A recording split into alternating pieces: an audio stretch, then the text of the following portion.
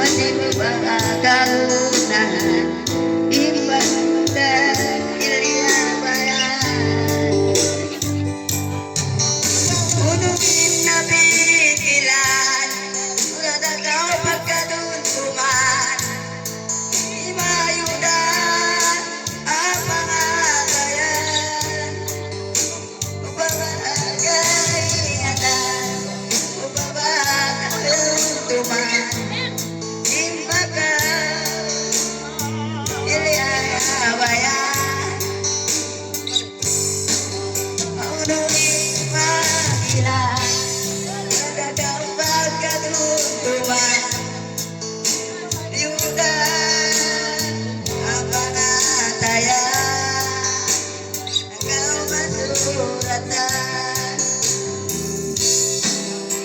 Yuda, pangataya.